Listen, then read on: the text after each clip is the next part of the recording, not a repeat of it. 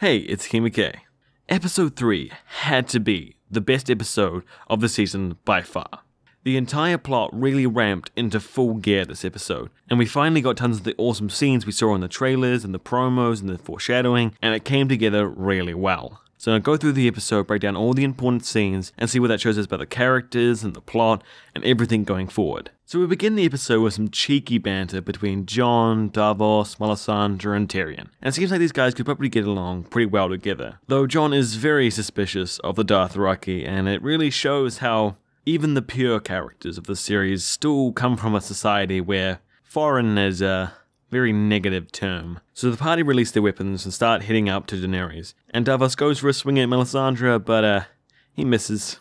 So as they approach the castle, Tyrion just brings up quite kindly that Stark seem to have quite a lot of bad luck when they head south, and Jon Snow points out that he's not a Stark, and boom, dragon! Wonder what that's symbolizing. Really subtle, Dan and Dave, really subtle.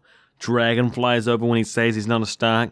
I personally cracked up as soon as I saw that. It was just so perfect with timing, so well done, and Jon's reaction was just like, the fuck? And from all that, and the first scene we get between Daenerys and Jon Snow, where Daenerys gets this giant list of titles and all he gets is, this is Jon Snow, really set this entire scene in this kind of comedic and light place, though that kind of got flipped on its head straight away as soon as Daenerys started opening her mouth. So I thought it was actually really nice that we actually got a really tense conflict between Dany and Jon. Like if the showrunners had made this giant fan service, they're all willing to work together kind of stuff all the way through, it would have been bad. So at least in the beginning they tried to pretend like these characters weren't destined to get along.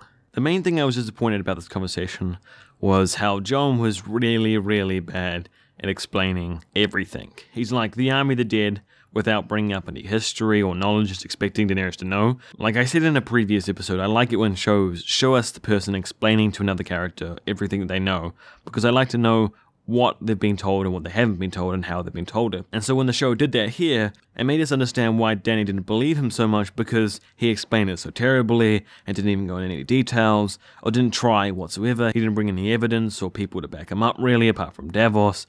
It was all just a flop. That's why I was initially surprised when Tyrion actually believed him, but then I'm like, oh wait, he did receive a raven from Mormont saying that the White attacked him in his chambers, so he actually does have quite a lot of evidence personally for himself to believe Jon, even if Jon has a terrible argument to try and get his case. So we see that Theon survives from the water and gets pulled up by an Iron Islander's ship, but more importantly, the better part of the Greyjoys, Euron, arrives to King's Landing with its gifts. Did you see little Theon's face right before he jumped overboard? Oh no! What a twat! The interesting part of these scenes is Yara, I think. She's there, she's captured, she's definitely in the limelight, but she's not a gift for Cersei, because Cersei has no axe to grind against her. It's more of Euron's personal prize, and a lot of people have been thinking that she's going to be a central part of the plot for Theon to come rescue her like she did to him, and she could have been used as somewhat of a redemption arc for Theon, if we ever get that, because it seems like he's really not improving much. So Euron rocks up and the small folk love him, putting Cersei in a narrow box where he has to support Euron and his marriage proposal, otherwise she'll lose the trust of the people and a very important ally. So she does the smart plan and just delays it to the end of the war so she can back out of it then. Now this doesn't entirely satisfy Euron, but I can definitely tell he's still got something up his sleeve to try push it along a lot better. Also the conversation between him and Jaime, priceless. Does she like it gentle or rough? A finger in the bum. Not now. We'll talk later. The way he laughed about Euron and that conversation and everything, he's coming across like a real madman pirate, and it's absolutely amazing. He's not the character we saw from the books, but I still love him. And from what we see so far, he's definitely going to shape up to be a really terrible villain. But the most important thing is, Jaime better hope that Cersei really cleaned up her mouth after that poison. She went straight from just wiping poison off her lips to right onto his, not exactly the best type of STD to get. And then we move on to the Creepmaster 2000. Now I really enjoyed the scene where Bran creeped the living shit out of Dolor's head and he's just kind of like, yep, let's go on the wall. But now, it's just getting absolute creepy. Oh yes, Sansa, you remember that time that you got raped? Yeah, I watched that. It's so weird. And he's not explaining anything, which means he's not explaining it to Sansa, and he's not explaining it to us. Like, I don't really like this huge jump in his character change. Like, I know this is a big event and things happen, but before this point, I never realized that he'd completely turned to this like kind of robotic, cybotic, weird, three-eyed raven stuff. It's like Bran died, and now we have this weird tool that's somewhat sentient.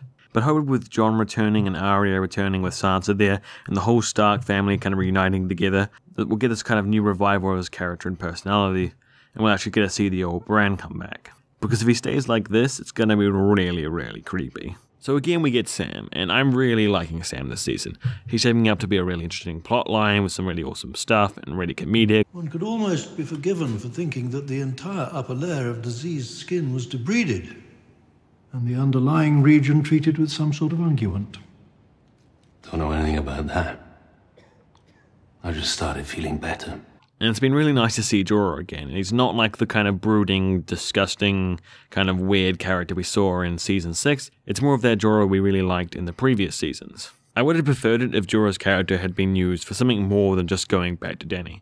Like if he had showed up with the Hound, or he'd gone to like Jon, or he had used his special scenario, or who he is, or what he's doing, to serve some purpose that other people wouldn't be up to. Someone with a ticking time bomb of how long they're going to live, and this deadly disease, has so many things that they're more willing to do and can do for the realm compared to other people. But still I have hope that he doesn't just end up going back to the same position he was with Dany, because then this whole arc would have been pointless, apart from to show how Sam has some unique skills and it could forward his career at the Citadel. But I'd like to hear what you guys think about Jorah, because he's one of those interesting characters. A lot of people have different views on what he's doing and how his character is, and if you like him or not. And then we get the attack on Castle Rock. Now I saw this whole Jaime maneuver quite far back, and a lot of people actually pointed out that maybe he's going to highguard it, that maybe they'll be tricking Dany, that maybe Dany's going to take more and more losses and lose more and more allies, and this just keeps happening. Now I predicted heavy losses for Dany in the beginning of her invasion, but like I didn't even think it would go this badly for her. She's really in a tight spot now, and if Jon doesn't want to be in the knee and just backs out entirely, she would be almost on her heels ruined. And if Cersei get a couple hundred of those ballistas and a proper defense system for King's Landing for dragons, it could lead to her rushing King's Landing for the dragons because she gets desperate, the dragon dying, and her really losing her biggest asset. But I have a feeling that next episode, Dany's going to let Jon Snow be King of the North still, and still rule the North as long as they're allies and they help each other in the wars. So all the stuff that's happened with Cersei and Euron and everything will all lead to just Jon Snow and Dany having to become stronger and better allies. Hey, we might even get a sex scene between them, which would be kind of weird because it's incest. Maybe not. Now, I talked about this in my preview, but it definitely puts a lot of questions on what Tyrion's going to be doing. His plans keep falling through, and he keeps getting outmaneuvered, so how is Dany going to react to that? Because Tyrion's one of the characters I really hoped he was going to become more interesting and awesome this season, but it looks like he's going to have some heavy criticism from Dany these coming episodes, because everything he does just keeps on failing. Kind of like how Cersei used to be for the last every other season. Now, I couldn't do an episode 3 review without talking about what had to be the best scene of the entire season. It's very rare that someone can win a battle decisively, walk in, take your castle, and have your entire death in their hands, and you still come away from the conversation the winner. Jaime went from hero to zero in that conversation. He came in bold and ready and had all the chips and player and Swazzer on his side, and he walked out angry and defeated. It was a really good way for her to go out. She was a really nice character. I enjoy her on the season. I definitely feel like her chapter in this series was really good and deserved to go out like that. Does she like it gentle or rough?